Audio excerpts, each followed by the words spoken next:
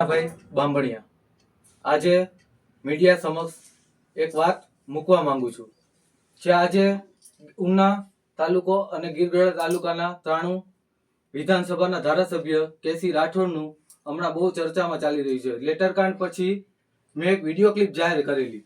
એ video ક્લિપમાં પોતે સ્વીકારતા હતા કે હું 30 વર્ષથી ક્રાઇમની દુનિયામાં છું અને મેં ક્રાઇમ કરેલા છે એ દેખાણા નથી અને બીજાના ક્રાઇમ દેખાઈ ગયા છે.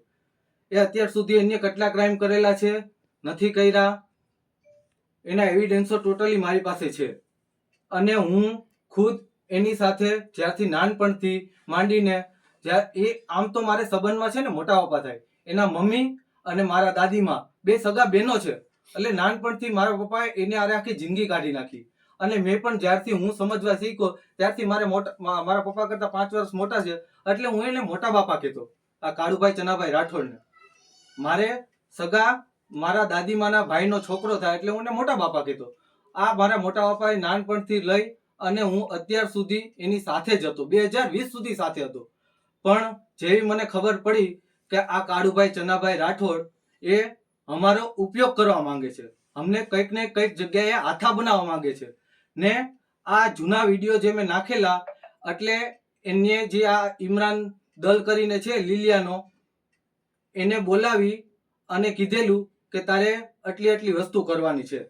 મેં ઇમરાન દલ જ્યારે વિડીયો એ બે હતા એ વિડીયો પણ મેં જ ઉતારેલો હતો, એમાં પણ હું હતો બરાબર. એ વિડીયો નાખ્યા પછી મારી ઉપર એવી પ્રતિક્રિયા આવી કે તું જો આજ પછી વિડીયો નાખીશ તો કોઈ પણ રીતે તને અને તારા પરિવારને, કદાચ તારા ઘરવાળા બહાર જતા હશે તો એની ઉપર એસિડ ફેંકશું, અમે તને તારા પરિવારને મારી નાખશું, ખોટા કાવતરાઓ રચી અને મારા મળતિયાઓ મારફત એવું કહેવરાયું કે એના હાથ પગો ભાંગી અને ખોટા ગુનામાં કેસો દાખલ કરી અને ફસાવી દઈશું. પણ હું ડર્યો નહીં. એના પછી મેં બીજી 3 ક્લિપ વાયરલ કરી એની. તમે 3 ક્લિપમાં જોઈ શકો છો કે એ 3 ક્લિપમાં એક એની સાથે 2 વ્યક્તિ બીજા બેઠા છે. એક આ ઇમરાન દલ છે જે લીલિયામાં એને ગુંદરણ ગામનો હોય, ડબલ મર્ડર કેસમાં હોય, નાના ગુંદરણ ગામના સરપંચના અને એના ભાઈના મર્ડર કેસમાં, ડબલ મર્ડર કેસમાં એને એનો પરિવાર સંડોવાયેલો હતો. એટલે આ ઇમરાન દલ પેરોલ ઉપર છૂટી અને પછી સોપારી લેવાનો ધંધો ચાલુ કર્યો. આને બધાની સોપારી લેતો. આ 3 વિડીયોમાં તમે જોઈ શકો છો કે મુન્નાનું પણ કહે છે અને રસિક ઝીણાનું પણ કહે છે. આ સાચો બનાવ આખો એવો છે કે આ કાળુભાઈએ આ રહીમ જાખરા પછી આપણે ઇમરાન દલ એ બેયને મળાવી અને કંઈક ને કંઈક કાવતરું રચ્યું હતું. આપણે જે હાજી ઉસ્માનનો મોમેડિયન હતા, આપણે હાજી ઉસ્માન જે મુસ્લિમોના મસીહા ગણાતા, ગરીબોને ખૂબ મદદ કરતા, એને પણ જે એના મર્ડર કેસમાં હતા એને પૂરો સપોર્ટ કર્યો છે. પૈસાથી માંડી અને રાજકીય પણ પૂરો સપોર્ટ આપેલો છે.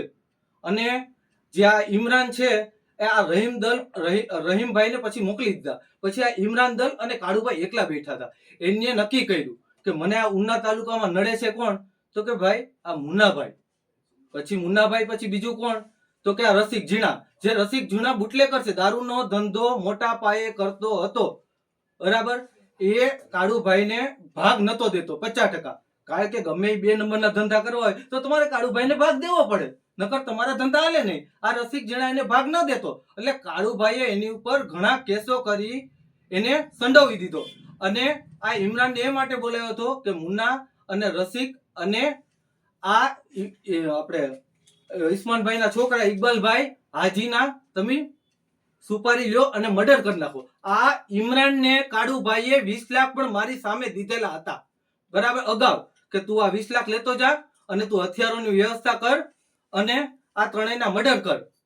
પછી ઈ અરસામાં આ ઇમરાનભાઈ હતા દલ, એનું મૃત્યુ થઈ ગયું. એને 70 લાખ દેવાના બાકી હતા, 90 લાખમાં ડીલ થઈ હતી કે આ ત્રણેયનું મર્ડર કરી નાખો. એટલે એ બધું પછી એમને રહ્યું, એ ભૂગર્ભમાં વયું ગયું બધું, એ કઈ બારું નીકળ્યું નહીં. અને જે તે વખતે અમે એની સાથે હતા એટલે અમને કંઈક ને કંઈક ડર હતો કે આ અમને ફસાવી દેશે બરાબર છે, મારો હાથો કરશે. આ કાળુભાઈએ હું તો એમ કહું મુસ્લિમ સમાજને તો થવા જ નથી દીધો.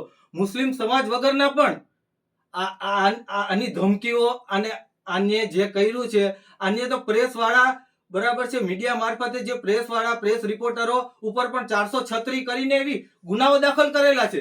એને પણ મૂક્યા નથી, પ્રેસ વાળાને પણ. આ કાળુભાઈએ બરાબર છે, આ હું નજીકનો દાખલો તમને કહું. આપણે નાળિયા માંડવી ની આપણે જંગલ વિસ્તાર છે, ત્યાં ગીર અભયારણ્ય આવવાનું હતું, એટલે સફારી પાર્ક, સિંહો જોવા માટેનું સ્થળ.